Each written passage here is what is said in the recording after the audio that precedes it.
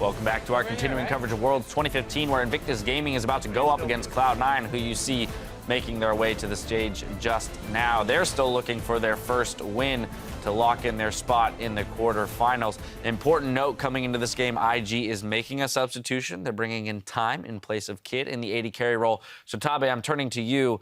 What kind of information can you give us about this player? Because Time is also a Chinese player and he always play in the Chinese server, and we always met and dual queue in the rank. And he is famous for his feign. Yeah, maybe he can break up some feign games because there's only a few games have feign. Like Double Leaf is playing feign too. So in the Worlds, maybe we can see more feign. I've also been told from Spawn during the break that he is known for Corki as well. So I guess they have both options, going either very late game AD carry with the Vayne or the early game pressure. Corki is a pick we haven't seen yet. Yeah, but unfortunately, Time can't rewind himself, and he's not going to be able to really make an impact except for trying to kaboom C9 themselves. So either they're going to try to have some fun and just like, you know what, we're just going to relax ourselves, or let's just play a spoiler and really try to get our win in, because these Chinese teams have a lot of pride and they will definitely want to give it their best, as we saw LGD yesterday. Yeah, the spoiler here would be if they hand C9 the loss, they're 3-3, they'll be playing a tiebreaker to make it out of the quarter, or make it into the quarterfinals out of group stages. If C9 is able to bag a win here, they'd be playing a tiebreaker for first. So a lot on the line for Cloud9 here. Yamato, when we look at this team, they've been struggling all day today. Do they have another recipe for success? It's like, I feel like they are very one-dimensional in the strategy. They have this push strategy with the wave clear mid, and with the Veigar ban coming in and the Azir ban, it seems kind of weaker with the Orianna pick because it doesn't supply the amount of range that these two champions that I mentioned have. And also, like, when C9 fall behind, they tend to not kind of believe in their composition. They just kind of try to do something crazy to get back. That's why we see Elimination being all over the place. We see High being all over the place as well. So I'm kind of worried for the future of C9. But for this particular matchup, it's very, very hard to call. I guess the advantage here, though, is that C9 will be on blue side. We've seen them on red side both times today, where they've had the disadvantage of banning out the power picks like Gangplank and Mordekaiser and getting their mid laners banned out.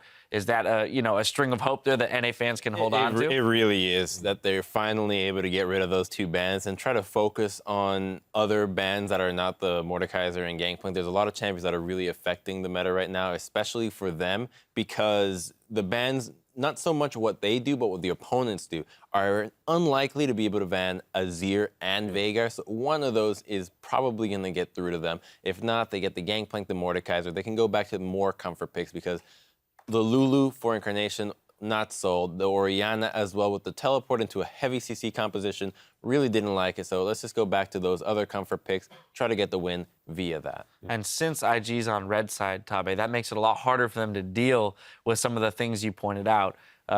Eliminations Morgana as well as Incarnation's mid laners. How do you expect them then to build a comp that can deal with Morgana? It's really a tough question because like just Crumb said, because today Incarnation has played an Orianna and the effect is not that good. So maybe he is really, like what Crumb said, picking some comfort picks. For example, Azir and Veigar. Maybe there's a crazy idea because they can play freely this game. Maybe they can just ban no Mordekaiser and no Gangplank. Why? Because they are the second pick, right? If they pick Mordekaiser, okay, I can pick two. Yeah, maybe this is a good solution. Let me tell you, though, something that nobody has tried against the C9 composition. The C9 composition has a very low amount of engage. Bing.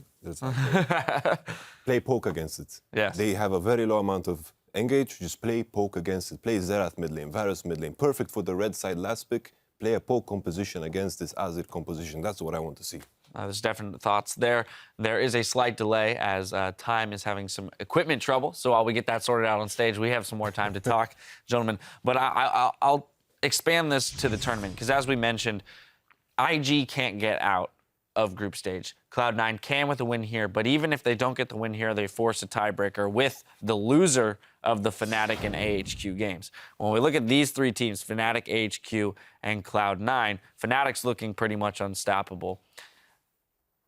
How does Cloud9 match up against AHQ again in this day? What do they learn from the game they played earlier that'll allow them to come back stronger? Actually, it comes down to a coin toss. 50% chance. Are they going to get the blue side or not? Otherwise, I think they're just not going to be able to hold up right now. HQ looked impressive in every aspect compared to Cloud9. I'll stop you right there. It actually isn't coin toss. It would be based on shortest average win time.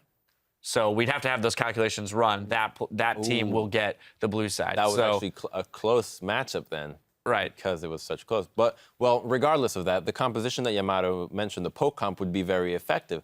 But another point to Cloud9's weak early game is the fact that these compositions that rely on a lot of siege are very late game scaling. The Azir, the Veigar, the Jinx, and Tristana are very slow champions to ramp up. And that's why these two teams, HQ and Fnatic, have been able to just exploit the early game with the Elise pick and the tower dives so well. They're not prepared for it because in the first day, teams tend to be more reserved. They want to test the waters and see where they stand to the competition. Now that they really know how each team plays, they're like, you know what, screw it. We're not going to play your game. We're just going to beat you in the early game and never give you a chance. So as long as IG sees that same trend and sticks to it, which they could have last game perfectly fine with the composition that they had and they lead, I think they could give this struggling C9 a good run for their money. Looks like teams are about ready, so I'm going to move us ahead to our predictions for this one. It's a big game here for Cloud9. Cloud9 versus IG. Tabe, starting with you, who do you think is going to take it? Of course, I am a fan of IG. I have to support IG. And because on top of what Yamato said, poking composition. We know that Rookie, he has so many, he's really good for his champion pool. His Jace, his Pharahs, his Twisted Fate, and Kakao's Nidalee jungling. That means it is really possible for them to play a poking composition. And if they really didn't ban the Mordekaiser or GP, if they first pick GP, maybe Rookie will come out his Veigar mid. Well, Yamato, you've given IG the recipe to beat Cloud9. Do you think they can do it? It's like I wish I could predict after Champion Select, but for the sake of Fnatic, I'm just going to go for IG because it's very hard to predict out of Champion Select. I think it's kind of 50-50. I think the Champion Select is going to decide it, but I will just go for IG. All right, and Crumbs? I'm going with Cloud9 based on the fact that IG was unable to capitalize on early game advantages in all their games so far, even the games first week where they had a lead against HQ, unable to do so. Same this week. And Cloud9's macro game with Vision is just a step above IG's with their affinity for these carry junglers that just don't provide the vision combined with the underperforming kitties. I just don't see it. If it comes down to a strategic game, even with a poke comp where you need a lot of macro knowledge, I think they are just going to fall short. So Cloud9 for me. All right, Crumbs, holding on to hope that NA is going to come away with one win here in week 2. It's the last and straw, before we step into the caster booth for picks and bans, we'll hear how Kakao thinks Cloud9 has high to thank for their decisive objective play.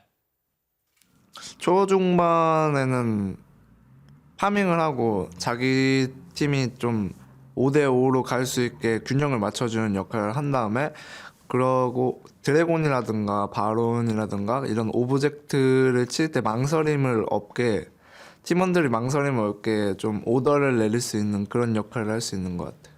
되게 바론 치는데 되게 망설임 없이 치더라고요.